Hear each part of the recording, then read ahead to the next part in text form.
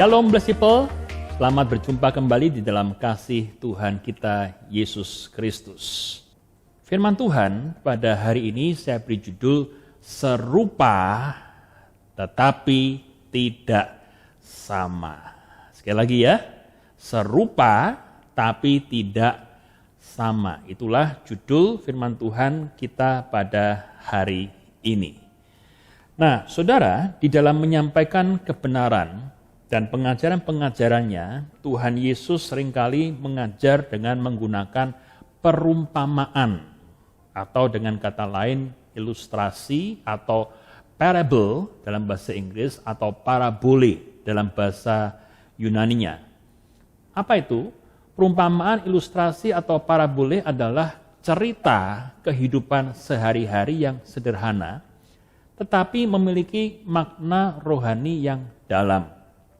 Dari kisah-kisah kehidupan yang simple, yang sederhana itulah Tuhan Yesus menggunakan semuanya itu menjadi jembatan untuk mengajarkan kebenaran-kebenaran tentang kerajaan Allah kepada umat manusia.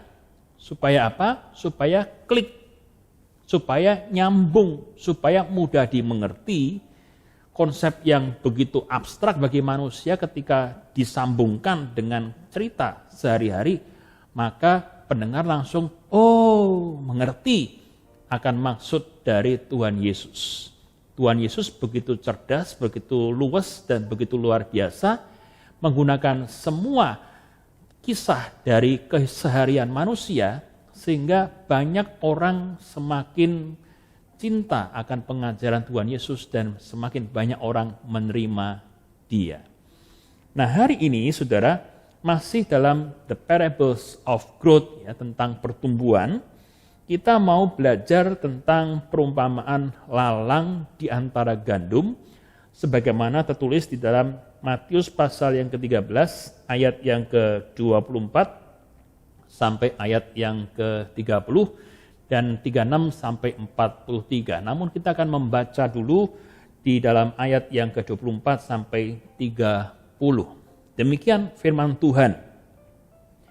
Yesus membentangkan suatu perumpamaan lain kepada mereka, katanya, hal kerajaan surga itu seumpama orang yang menaburkan benih yang baik di ladangnya. Tetapi pada waktu semua orang tidur, datanglah musuhnya menaburkan benih lalang di antara gandum itu, lalu pergi. Ketika gandum itu tumbuh dan mulai berbulir, nampak jugalah lalang itu. Maka datanglah hamba-hamba tuan ladang itu kepadanya dan berkata, Tuan, bukankah benih baik yang Tuan taburkan di ladang Tuan? Dari manakah asal lalang itu? Jawab tuan itu, seorang musuh yang melakukannya. Lalu berkatalah hamba-hamba itu kepadanya, jadi maukah Tuan supaya kami pergi mencabut lalang itu? Tetapi tuan itu berkata, jangan, sebab mungkin gandum itu ikut tercabut pada waktu kamu mencabut lalang itu. Biarkanlah keduanya tumbuh bersama sampai waktu menuai. Dan waktu itu aku akan berkata kepada para penuai, kumpulkanlah dahulu lalang itu dan ikatlah berberkas-berkas untuk dibakar. Kemudian kumpulkanlah gandum itu ke dalam lumbungku. Nah, dikisahkan di sini saudara, ada seorang petani yang menabur benih gandum di ladangnya. Ya. Nah, setelah saya menabur, kan dia capek, maka kemudian petani ini kembali ke rumahnya dan beristirahat. Nah, pada malam harinya, sementara petani ini dan para pembantunya itu tidur, datanglah seorang musuh, dan musuh ini menabur benih lalang. Tuh ya, datanglah seorang yang gak seneng dengan petani ini, seorang yang benci dan berniat menghancurkan ladang dari petani ini, karena itu datangnya malam-malam supaya enggak terlihat orang, dan menaburkan benih lalang. Sehingga saudara, ketika petani ini melihat benih lalang itu mulai bertumbuh bersama dengan benih gandum. Nah, kalau Anda perhatikan, saudara, di masa-masa awal pertumbuhannya, antara gandum dengan lalang itu secara fisik, secara kasat mata itu sulit sekali untuk dibedakan. Karena apa? Yaitu karena mereka itu kelihatan serupa, tapi sebetulnya enggak sama. Lalang waktu masih awal pertumbuhannya mirip sekali jenis dedaunannya dengan gandum. Tapi setelah mereka matang, gandum-gandum itu mulai menunjukkan perbedaan yang jelas. Ketika gandum itu mulai berisi bulir-bulir, maka gandum itu tumbuhnya mulai menunduk dan makin lama makin berat ketika bulir-bulir gandumnya semakin banyak. Tapi lalang karena nggak ada isinya, tumbuhnya tegak-tegak saja.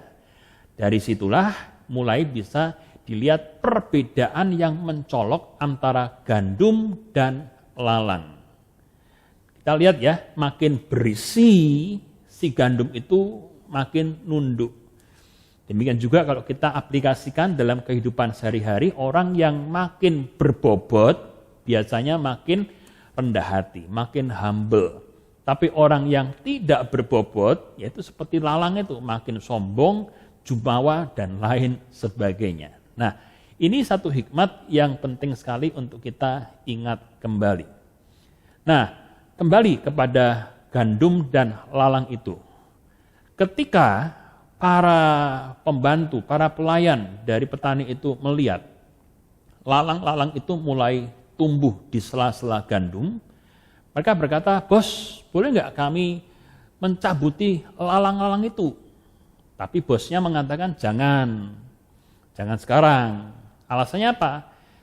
Saya takut kalau lalangnya itu dicabut sekarang, maka bisa juga sebagian gandum ikut tercabut bersama dengan lalang.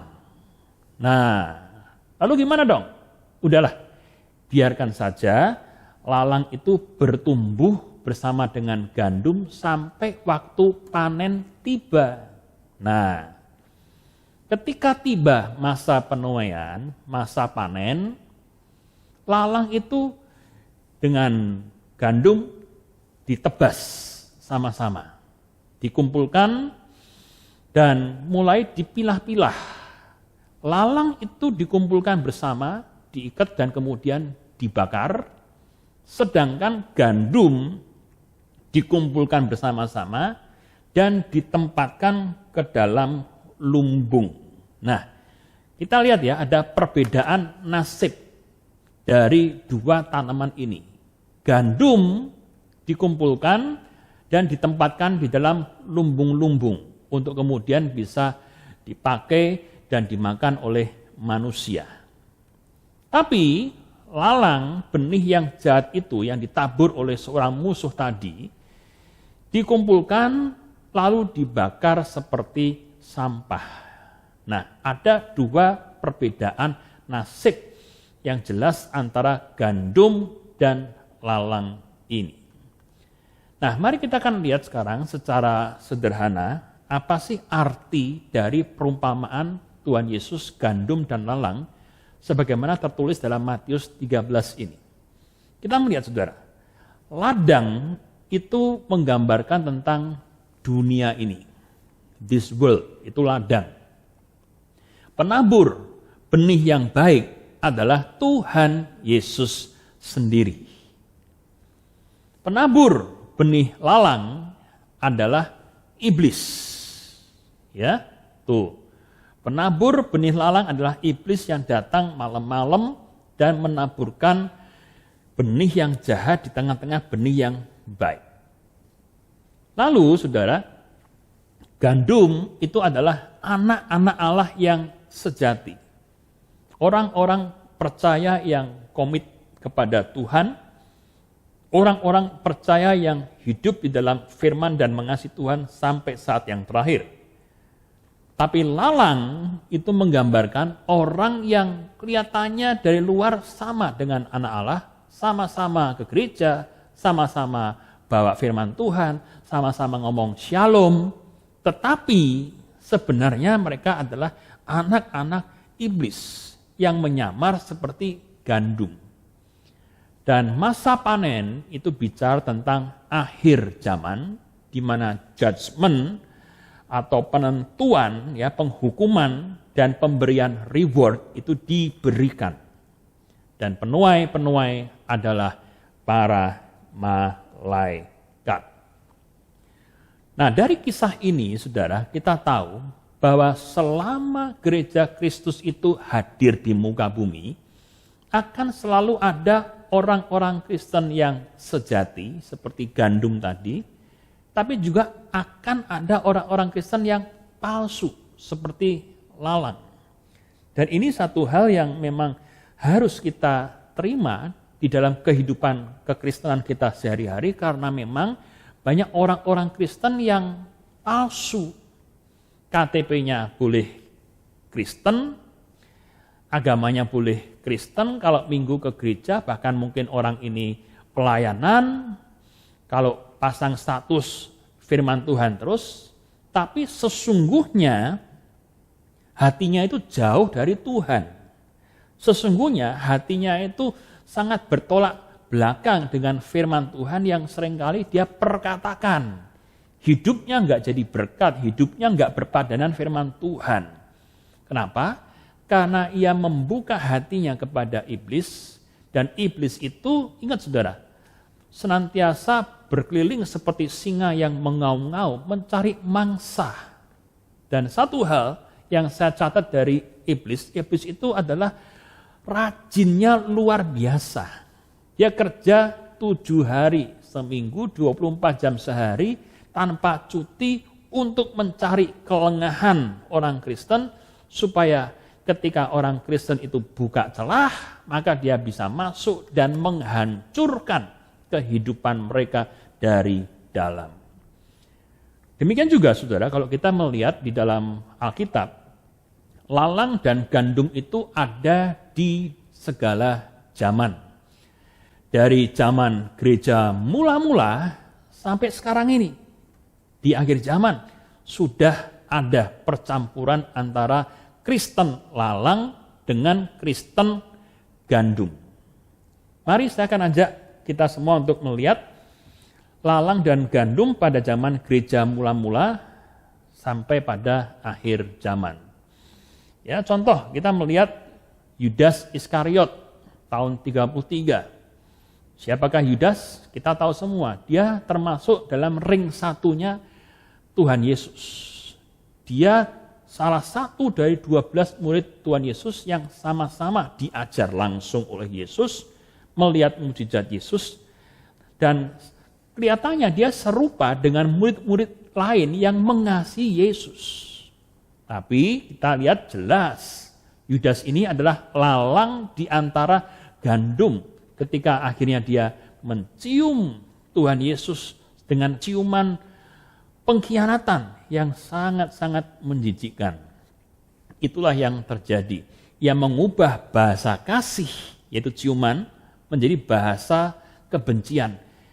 Dan dia meninggalkan Tuhan untuk selama-lamanya. Menyedihkan sekali. Serupa tapi tidak sama. Dari luar murid Yesus, tapi dalam hatinya Yudas jauh dari Tuhan. Demikian juga kurang lebih tahun 40 Masehi, gereja mula-mula punya jemaat namanya Ananias dan Safira.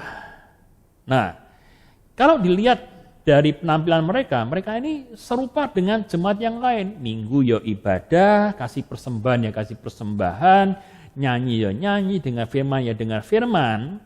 Namun saudara, mereka ini ternyata adalah lalang di antara gandum. Karena mereka kepengen mendapat pujian dari jemaat, pengen namanya tenar, pengen dihargai, dihormati lebih lagi di dalam kalangan jemaat, maka mereka mendustai Roh Kudus. Dan akhirnya kita bisa tahu mereka dihukum Tuhan pada waktu itu juga. Ternyata Ananias dan Safira di balik persembahan mereka yang kelihatannya bagus, kelihatannya indah, mereka menipu Roh Kudus sampai akhirnya dihukum oleh Tuhan. Mati mendadak langsung di tempat. Satu kisah yang harus menjadi peringatan serius buat kita semua. Sama-sama jemaat, kelihatannya baik, tapi hati siapa yang tahu. Kemudian juga tahun 60-an ada Diotrephes, seorang yang mau jadi terkemuka di antara jemaat yang lain. Diotrephes ini ditulis dengan sangat negatif. Karena apa? Karena orang ini demi bisa menjadi orang yang berkuasa di gereja, di komunitas orang-orang percaya, dia ini bergaya seperti diktator.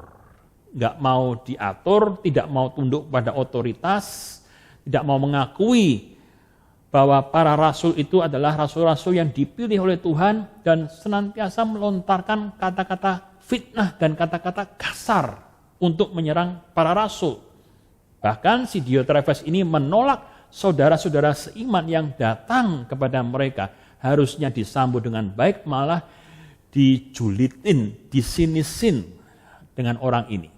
Bahkan Diotrephes ini mencegah orang-orang menerima para rasul dan menguncilkan orang-orang yang tidak mau taat kepada dia. Dengan kata lain, saudara, orang ini membuat klik, membuat politik, membuat perpecahan di dalam gereja Tuhan, sehingga banyak orang akhirnya meninggalkan Tuhan gara-gara Diotrephes ini. Jadi Diotrephes memang orang Kristen, memang orang percaya Yesus dengan firman, tapi kelakuannya mengerikan sekali. Dialah Kristen lalang di antara Kristen gandum. Demikian juga kurang lebih tahun 62 ada penyusup-penyusup yang masuk ke dalam jemaat. Pareisedusan, ini bahasa Yunaninya. Kita lihat di dalam Yudas 4. Sebab ternyata ada orang tertentu yang telah masuk menyelusup di tengah-tengah kamu, yaitu orang-orang yang telah lama ditentukan untuk dihukum. Mereka adalah orang-orang yang fasik yang menyalahgunakan kasih karunia Allah kita untuk melampiaskan hawa nafsu mereka yang menyangkal satu-satunya penguasa dan Tuhan kita, Yesus Kristus. Nah, orang-orang fasik ini atau yang saya sebut Kristen lalang ini menyelusup ke dalam gereja, dalam komunitas umat Tuhan untuk membuat kekacauan. Dengan cara apa? Tidak mau taat ya kepada otoritas. Tidak mau taat kepada firman Tuhan. Ya ke gereja, tapi motivasi ke gerejanya lain-lain. Ada yang motivasi ke gereja untuk cari jodoh, ada motivasi ke gereja untuk cari relasi bisnis, ada motivasi ke gereja untuk bisa ketemu dengan teman lama saja. Berbagai macam motivasi, dan intinya mereka tidak mau taat dengan firman Tuhan. Nah, kemudian saudara, orang-orang fasik ini menyalahgunakan kasih karunia Allah untuk melampiaskan hawa nafsu mereka. Mereka berkata, kan kita sudah ditebus oleh kuasa darah Yesus. Puji Tuhan, haleluya. Sekarang saya sudah bebas. Sekarang saya sudah bebas. Tapi mereka berkata, sekarang saya sudah bebas untuk melakukan apa yang saya mau. Gak ada namanya dosa, wong kita sudah ditebus.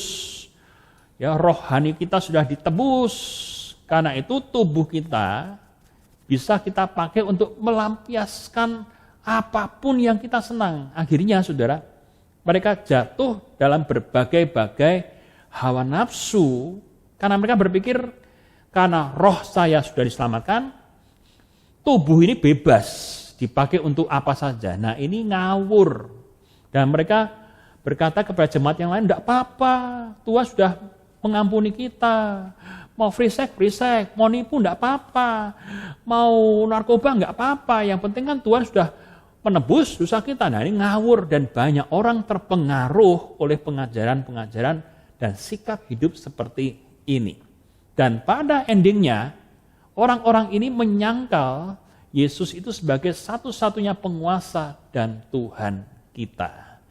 Nah mereka ini menyusup di antara jemaat Tuhan, ikut ibadah bareng-bareng, ikut dengar khotbah sama-sama, bahkan mungkin melayani bersama-sama, tetapi mereka menghancurkan gereja dari dalam. Itu sebabnya firman Tuhan katakan mereka ini adalah penyusup-penyusup yang sangat berbahaya. Ingat saudara, kisah tentang kuda Troya atau Trojan horse, di mana kuda yang terbuat dari kayu begitu besar diisi oleh pasukan-pasukan Yunani itu ditinggal di pantai kota Troya. Malam harinya itu karena dipikir patung besar dari musuh Yunani itu sebagai hadiah, itu ditarik masuk ke dalam kota Troya yang begitu megah.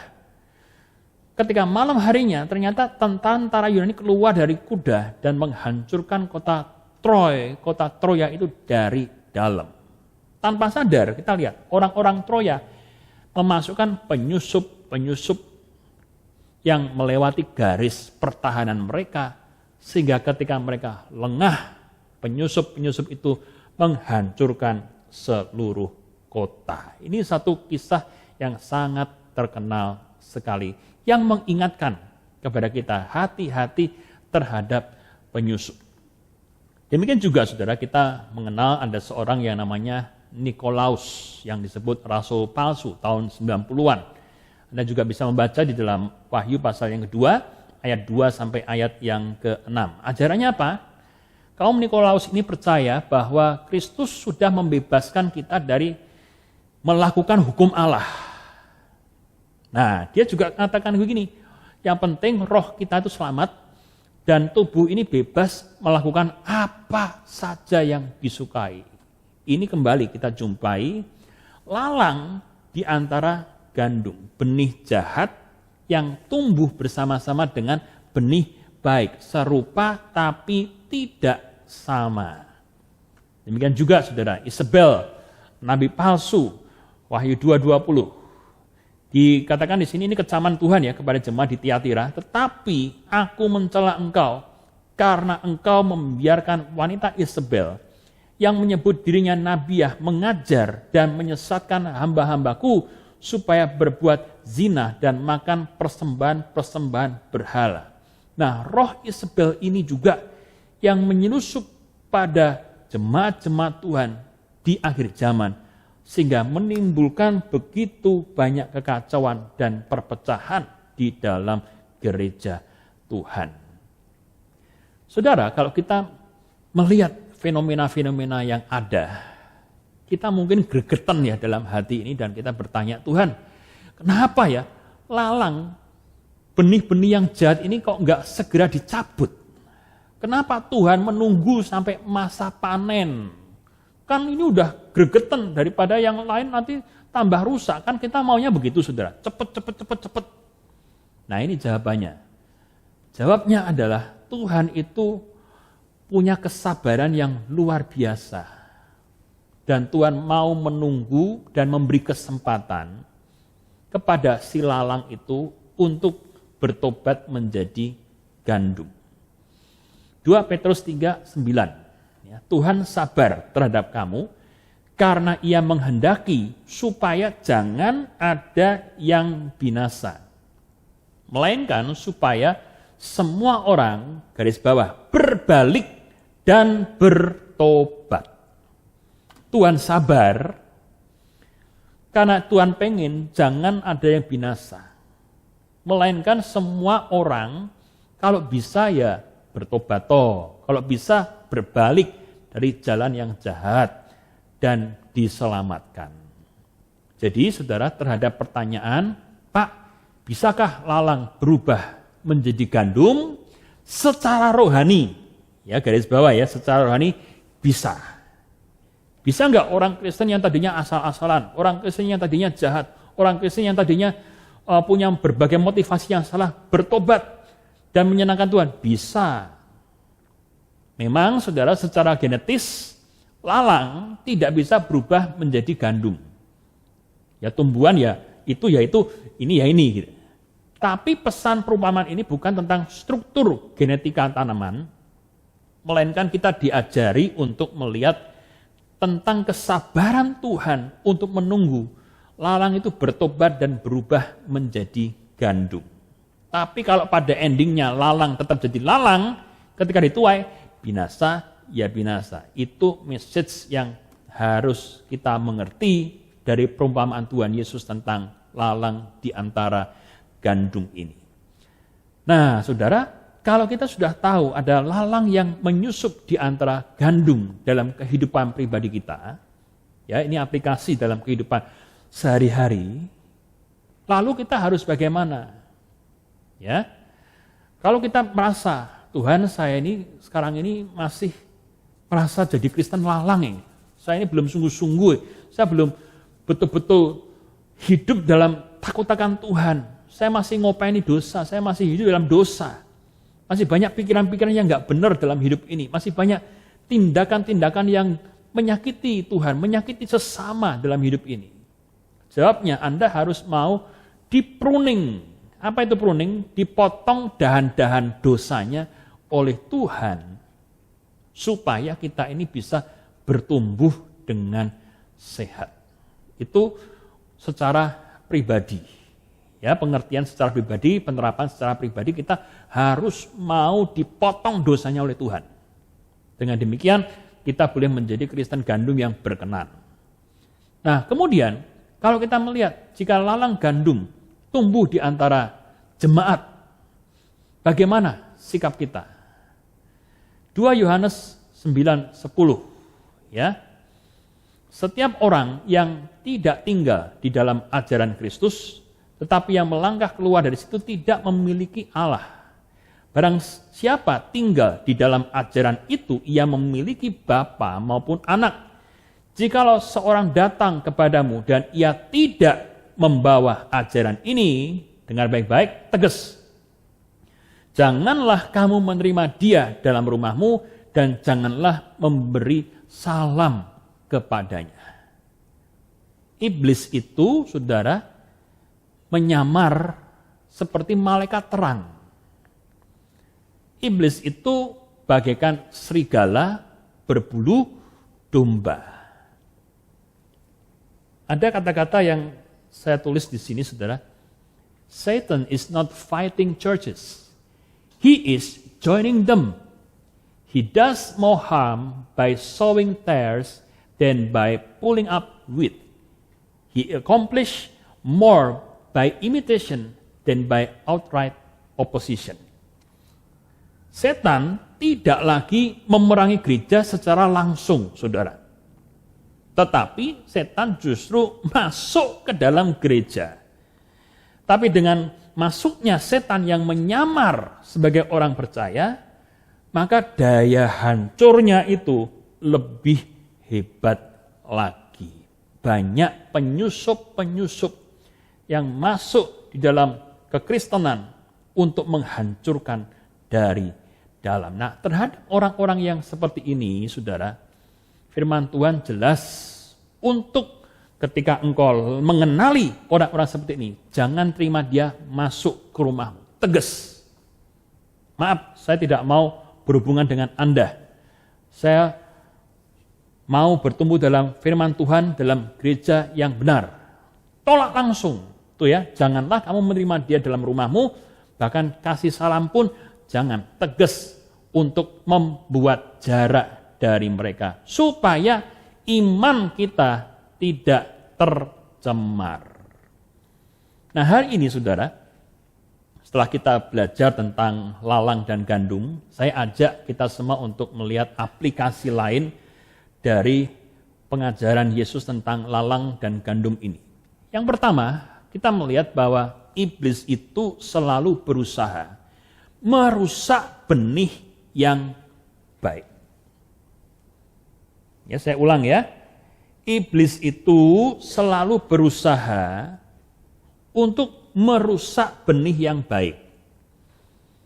Itu ya, dari cerita tadi, malam-malam dia datang ketika si tuannya udah tidur, lalu menaburkan benih lalang. Nah, zaman dulu, saudara, perbuatan menabur lalang di ladangnya orang lain untuk motif balas dendam atau menghancurkan panenan orang lain, itu termasuk kejahatan serius menurut hukum Romawi. Ya. Jadi ini adalah kejahatan yang serius. Bahkan orang-orang Romawi pun mengatakan, wah itu kriminal itu. Orang bener kayak gitu tuh. Dan ini adalah satu perbuatan jahat dan sangat-sangat dibenci orang pada waktu itu. Jadi kita melihat kalau manusia aja membenci, ya apalagi Tuhan. Tapi Tuhan kita Allah yang panjang sabar. Di sini kita melihat, saudara, bahwa iblis datang untuk mencuri, membunuh, dan membinasakan. Dan iblis itu selalu berusaha memindahkan manusia dari kolom yang baik menjadi tidak baik. Yang mencuri karakternya yang bagus, membunuh karakternya yang bagus, membinasakan karakternya sehingga karakternya hancur-hancuran. Dia menghancurkan kebahagiaan, dia menghancurkan iman manusia, supaya pada akhirnya orang itu pun binasa, masuk neraka. Nah ini kerjaan iblis, 3M, mencuri, membunuh, dan membinasakan. Dan iblis itu senantiasa bekerja pagi, siang, sore, malam, tanpa libur, non-stop, untuk membuat suami, istri, anak, keluarga yang baik menjadi keluarga yang berantakan. Tuh ya.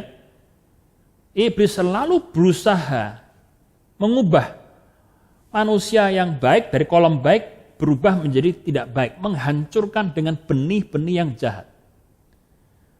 Pemuda-pemudi, harapan bangsa, harapan keluarga, tadinya baik, rajin sekolah, berprestasi, karakternya baik, sopan, menyenangkan dalam pergaulan. Oleh iblis ditarik lewat narkoba, lewat pergaulan bebas, menjadi generasi muda yang rusak. Generasi muda yang hancur-hancuran, berkelahi, membunuh, narkoba, free sex, dan lain sebagainya. Ini harapan iblis. Demikian juga kita lihat jemaat atau gereja yang benar, yang menyembah Tuhan dengan benar, yang percaya kepada firman Tuhan dan berjalan dalam kebenaran, menjadi gereja yang tidak benar, menjadi jemaat yang enggak benar. Ngawur dalam menafsirkan firman Tuhan, salah di dalam menafsirkan firman Tuhan dalam kehidupan sehari-hari sehingga kacau. Nah, iblis berusaha mengubah usahawan yang tadinya jalannya lurus, jujur, baik, berusaha pekerjaannya itu bisa memberkati orang, menjadi usahawan yang bengkok, usahawan yang serakah, usahawan yang korup, yang kejam dengan karyawannya, yang penuh dengan keegoisan, sehingga hidupnya tidak menjadi berkat dan hancur. Jadi kita lihat di sini, suka atau enggak suka dalam kehidupan ini kita lihat, iblis itu selalu berusaha menaburkan benih yang buruk di tengah-tengah benih yang baik. Ini fakta yang harus kita waspadai bersama. Nah yang kedua, saudara, ketika benih yang buruk dan yang baik itu tumbuh, ini serupa tapi enggak sama. Gandum dan lalang pada masa-masa awal pertumbuhannya itu mirip sekali. Demikian juga saudara, kita lihat memang iblis itu menyamar menjadi malaikat terang, seperti saya katakan tadi. Sehingga kelihatannya benar, kelihatannya baik, kelihatannya rohani, ternyata isinya adalah penyesat. Jadi sulit membedakan mana yang lalang, mana yang gandum. Serupa tapi tidak sama. Saya jadi ingat saudara, kuis lama di televisi TVRI tahun 1990-an, kuis yang dibawakan oleh MC Aom Kusman. Oh, siapa dia? Ya, wah, di mana orang-orang harus menebak profesi yang tepat dari 4 kontestan. Contoh, dari 4 wanita yang berpakaian sebagai pramugari, penonton disuruh untuk menebak kira-kira mana ya yang pramugari beneran, mana 3 yang palsu, yang pura-pura.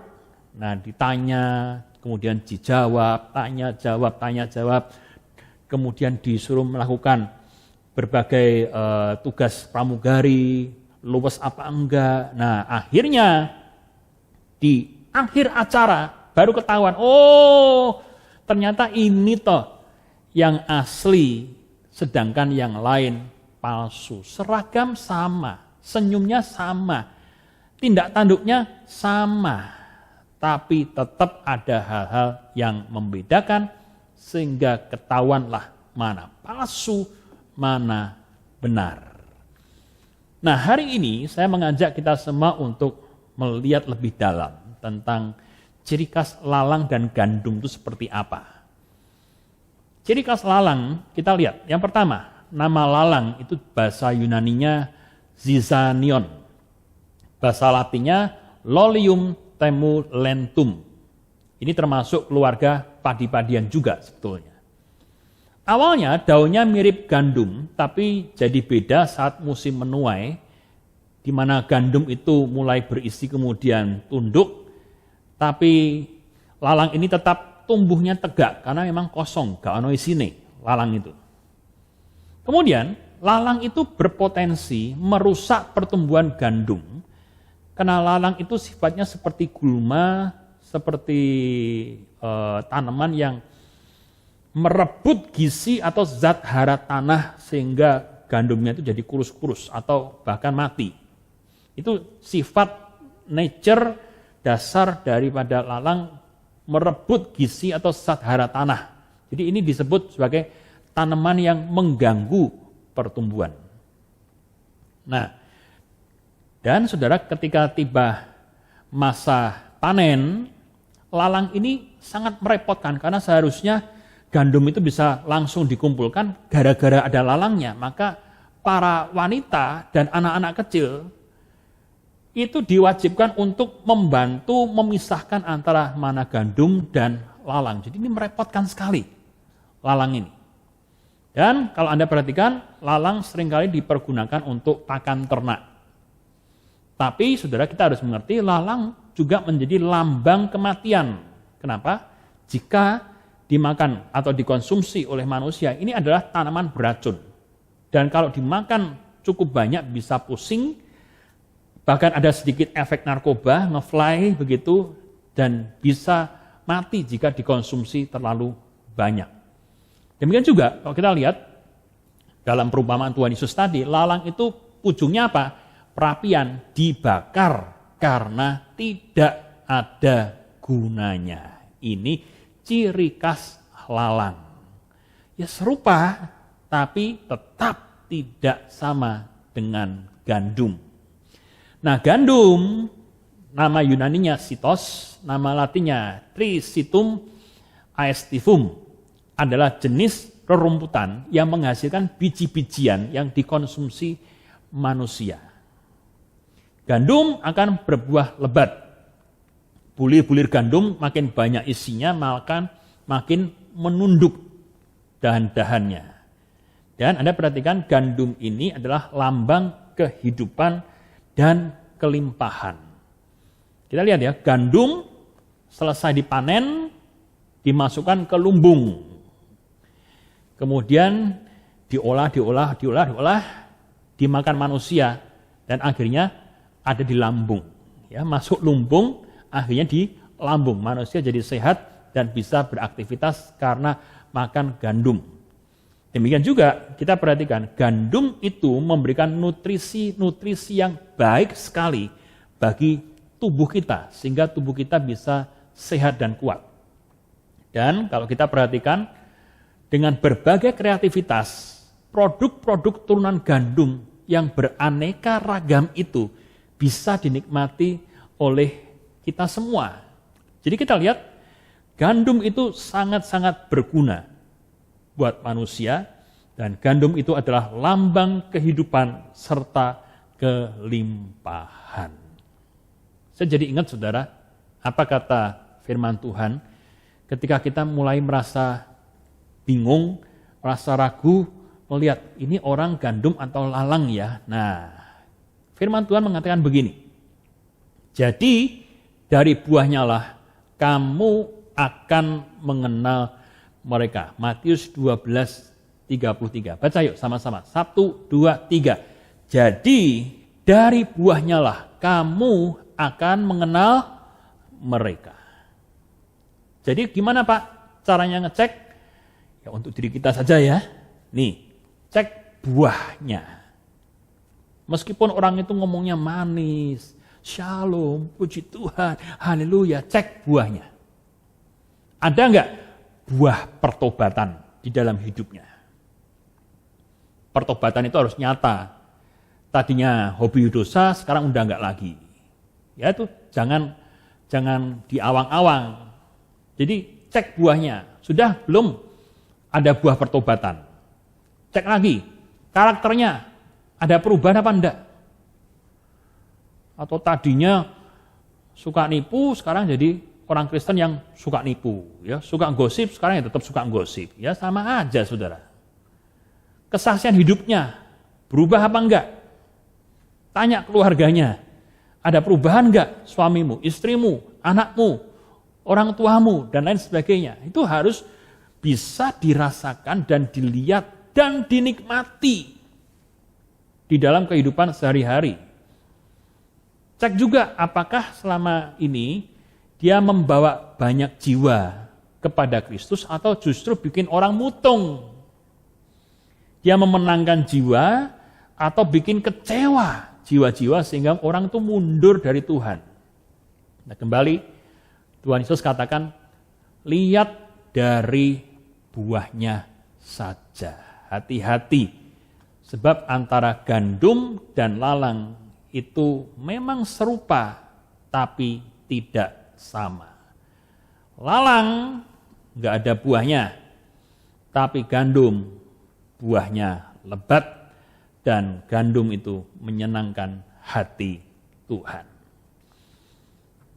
Nah kemudian yang ketiga saudara, di sini kita juga belajar bahwa kita ini jangan hobi menghakimi orang lain.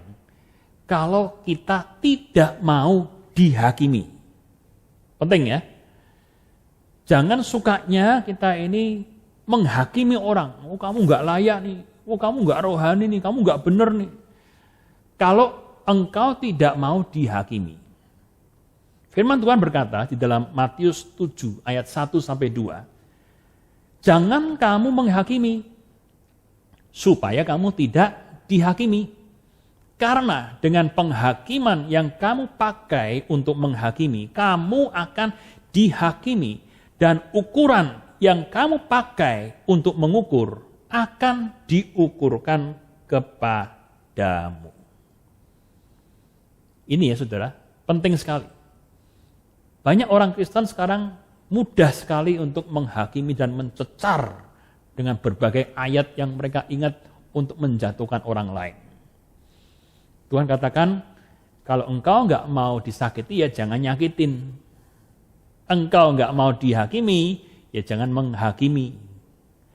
Jangan menuduh-nuduh, jangan mendiskreditkan orang. Lebih baik cek diri kita sendiri udah benar belum. Kalau kita nunjuk orang, perhatikan, ini 1 jari ke depan, tapi 4 jari ke belakang nunjuk kita. Alias apa? Ngaca dulu sebelum kita berpikir untuk menghakimi orang lain. Udah benar belum kita? Lawang sering kita juga belum benar kita menghakimi orang lain. Ya jangan begitu, saudara. Ya, perhatikan nih, jangan fokus kepada hidup orang lain. Itu urusannya Tuhan, rumah tangga orang lain, kehidupan orang lain. Kalau kita sudah memberitahu mereka jalan kebenaran, mereka belum mau bertobat, ya sudah. Itu tanggung jawab kita kepada Tuhan sudah dilakukan dan mereka bertanggung jawab sendiri kepada Tuhan. Tapi pastikan diri kita ini beres dan berkenan di hadapan Tuhan. Itu aja, saudara. Tuhan katakan kita harus berdiri teguh, stand strong. Kolose 1:23. Sebab itu kamu harus bertekun di dalam iman, tetap teguh dan tidak terguncang, dan jangan mau digeser dari pengharapan Injil. Nah, Anda perhatikan, saudara, untuk tetap bisa berdiri teguh dari berapa tahun sampai sekarang ini, sampai tahun-tahun ke depan, dalam berbagai musim kehidupan, itu kan butuh stamina.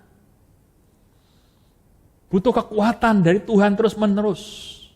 Butuh pembuktian terus-menerus bahwa kita ini memang benar di hadapan Tuhan hidupnya. Nah, untuk itu, saudara, mari kita ini bergantung kepada kuasa Roh Kudus.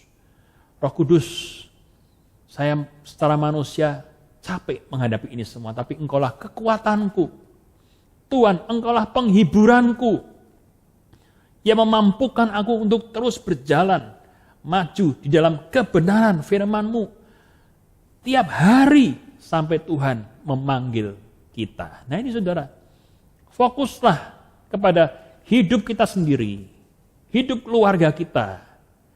Dan jangan terlalu fokus ngurusin orang yang kita nggak tahu bagaimana hidup mereka yang sebetulnya seperti apa. Kadang kita nggak tahu, saudara, seberapa berat usaha mereka untuk tidak jatuh dalam dosa.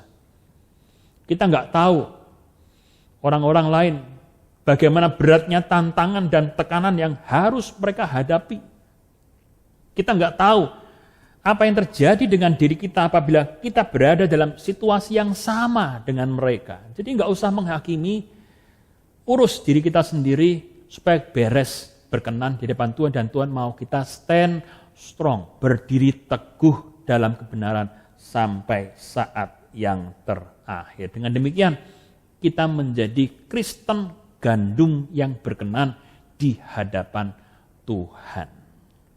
Nah, yang keempat, last but not least, kita belajar di sini bahwa penghakiman Allah itu terjadi di bagian akhir. Itu kapan? Ketika masa penuaian terjadi. Kalau kita membaca di dalam firman Tuhan tadi, gandum dan lalang itu dipanen pada waktu yang bersamaan. Tapi perlakuannya setelah panen itu beda. Lalang dikumpulkan dan dibakar. Baru kemudian gandum dikumpulkan untuk masuk ke dalam lumbung.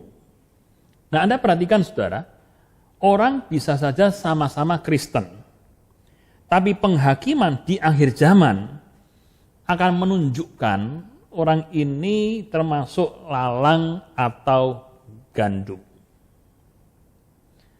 Hal ini seperti kata pepatah, dalam hidup itu yang terpenting bukan awal, tapi apakah engkau menyelesaikan pertandinganmu sampai akhir. Saudara, orang Kristen gandum ketika sangkakala Allah berbunyi, Tuhan Yesus datang kedua kalinya, akan dirapture, diangkat ke surga. Tapi orang Kristen lalang baru ketahuan ya, ketika sangkakala Allah berbunyi, dia tidak diangkat dan harus masuk pada masa aniaya besar.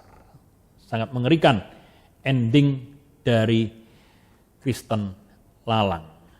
Kita lihat di sini, waktu menuai ialah akhir zaman, dan para penuai itu adalah malaikat-malaikat.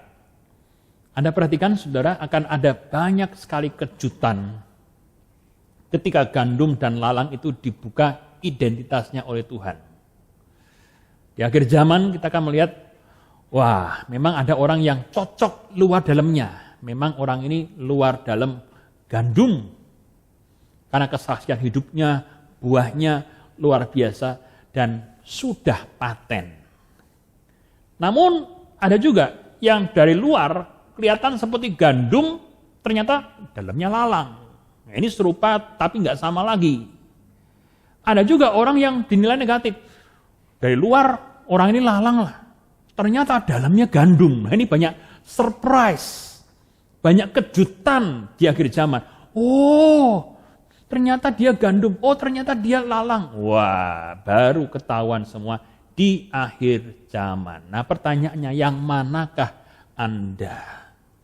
Saya sungguh-sungguh berdoa supaya jemaat Aletheia yang selama ini diajar dengan firman Tuhan yang sistematis, dengan firman Tuhan yang dijabarkan begitu rupa, Anda ini betul-betul bertumbuh imannya, bertumbuh rohaninya, menjadi Kristen gandum. Jangan sampai ketinggalan. Roma pasal yang ke-12 ayat yang ke-19 berkata, saudara-saudaraku yang kekasih, janganlah kamu sendiri menuntut pembalasan, tetapi berilah tempat kepada murka Allah. Sebab ada yang tertulis, pembalasan itu adalah hakku, akulah yang akan menuntut pembalasan, firman Tuhan. Ingat saudara, jangan sampai murka Allah itu menimpa kita. Kita orang yang sudah ditebus oleh kuasa darah Yesus. Hendaklah kita ini percaya sungguh-sungguh kepada Yesus. Menyerahkan hidup kita sungguh-sungguh. Tinggalkan hidup lama. Ada lahir baru di dalam kekristenan kita. Supaya kita ini gandum luar dan dalam. Jangan pencitraan di luar kelihatannya gandum, tapi dalamnya lalang. Jangan saudara. Meskipun serupa tapi nggak sama, Tuhan itu jeli melihat kita bisa menipu manusia, tapi tidak di hadapan Tuhan. Jadilah Kristen-Kristen gandum yang menyenangkan hati Tuhan. Dan akhirnya kita masuk pada kesimpulan, bagaimana kita menyimpulkan tentang perumpamaan gandum dan lalang ini. Yang pertama, Tuhan mau kita selalu waspada, karena iblis selalu berusaha merusak benih yang baik di dalam kehidupan kita. Jangan lengah, jangan merasa diri kuat, jangan sombong, tapi setiap hari berjalanlah dengan Roh Kudus yang menguatkan kita, yang mengingatkan kita supaya kita senantiasa bergantung kepada kuasa Allah. Yang kedua, karena lalang dan gandum itu serupa dan bisa menipu kita, maka kita harus melihat buahnya untuk membedakannya. Cek ada buah pertobatan enggak pada orang itu. Cek ada buah-buah perubahan karakter tidak pada orang itu. Cek apakah ada jiwa-jiwa yang dibawa kepada Tuhan, ataukah selama hidupnya di dalam kekristenannya dia justru mengecewakan banyak orang. Dari buahnya kita mengenal pohonnya seperti apa. Ya. Yang ketiga, jangan menghakimi orang lain kalau tidak mau dihakimi. Dan yang keempat, Tuhanlah yang menghakimi orang percaya di akhir zaman dengan adil. Dan disitulah setiap identitas jemaat akan terbuka. Manakah jemaat gandum dan manakah jemaat lalang. Tuhan mau jemaat Aletheia, bahkan kita semua dimanapun kita berada yang menyaksikan ibadah online ini, untuk menjadi jemaat-jemaat gandum yang membuka hati terhadap firman Tuhan, yang terus berjalan di dalam kebenaran, yang berkenan di hadapan Allah, dan terus berbuah lebat. Amin. Mari kita akan sama-sama datang di dalam doa. Bapa, kami mengucap syukur buat firman yang sudah kami terima pada hari ini. Kami tidak mau jadi Kristen lalang, tapi Tuhan berikanlah kami hati yang sungguh-sungguh mengasihi Engkau, hati yang mau berkomitmen untuk hidup benar di depan Tuhan, sehingga kami boleh menjadi Kristen gandum yang senantiasa boleh bertumbuh dengan sehat dan berbuah lebat. Kami percaya Tuhan, kasih-Mu, anugerah-Mu, karunia-Mu nyata di dalam kehidupan kami semua. Dan kami rindu Tuhan untuk setia kepada Engkau, mengabdi, melayani Tuhan semasa kami masih diberikan umur. Terima kasih Tuhan buat kesempatan yang sudah Tuhan berikan dalam kehidupan kami.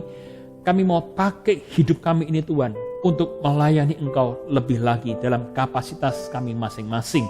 Kami bisa melayani di gereja, kami bisa melayani di keluarga, kami bisa melayani di tempat kerja, bahkan di lingkungan kami. Kami rindu Tuhan, pakailah kami semua supaya dunia melihat kasih-Mu, dunia merasakan kuasa-Mu Tuhan lewat kehidupan kami.